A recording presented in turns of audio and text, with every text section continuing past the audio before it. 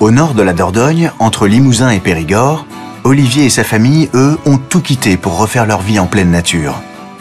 Pari gagné, grâce notamment à la solidarité rurale. Quand on a acheté, il n'y avait qu'une grange et les voisins nous ont proposé une vieille maison abandonnée pour mettre nos meubles, nos cartons et tout, le temps de faire nos travaux. Comme on est de la ville, on a acheté une faux à l'ancienne, comme on avait vu à la télé, quoi. Et eux, ils étaient là tous le dimanche en train de nous regarder, en train de... il y avait des ronces partout et ils étaient morts de rire. Et bon, au bout d'une demi-heure, il y en a un qui était chez le tracteur et puis un gros gyro derrière et en une demi-heure, ils nous avaient tout nettoyé. On est dans une campagne très sympathique. Et d'ailleurs, les gens qui viennent en vacances ici le disent. Ceux qui reviennent, même au supermarché, les caissières les reconnaissent d'une année sur l'autre. C'est génial, quoi. Je veux dire, c'est plus des anonymes, c'est des gens qui sont à la Jarousse en vacances. Les gens s'y retrouvent, quoi. C'est vraiment génial, cet état d'esprit. Il y a une qualité de vie chez nous en Dordogne.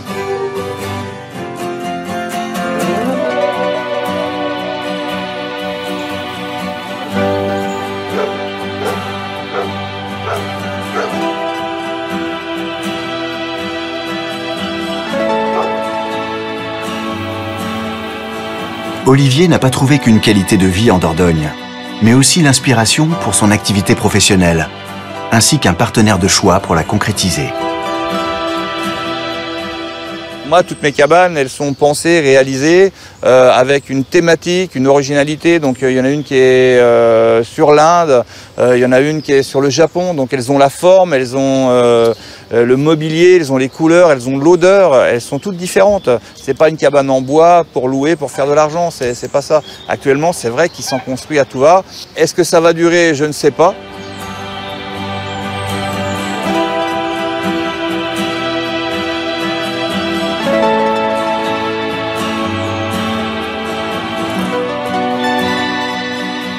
Je cherche quelque chose de différent, de ludique pour m'amuser, quelque chose qui va changer d'une chambre d'hôte, d'une chambre d'hôtel ou d'un beau gîte.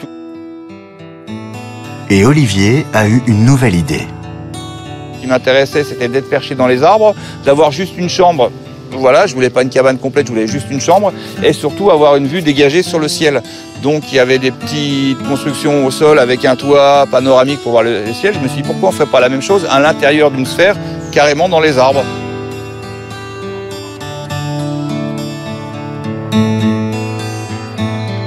C'est ainsi que sont nés les Lovni, de drôles de cabanes sphériques suspendues aux arbres comme de véritables perchoirs entre ciel et terre.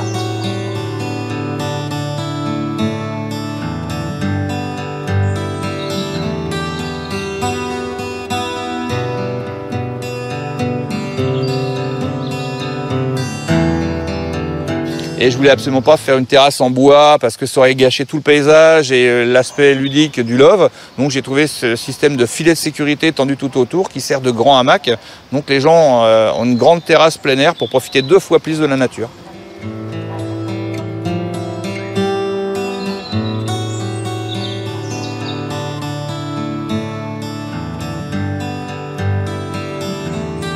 Les gens, ils sont en osmose avec la nature. S'il y a des grelons, ils ont les grelons. S'il y a un éclair, s'il y a des éclairs, ils ont un feu d'artifice. S'il y a une nuit étoilée, et qu'ils en profitent. S'il y a la pleine lune, ils peuvent la suivre toute la nuit. Ils peuvent dormir aussi, bien sûr. Mais bon, je veux dire, quelle que soit l'heure de la nuit, ils sont vraiment en osmose dans la nature.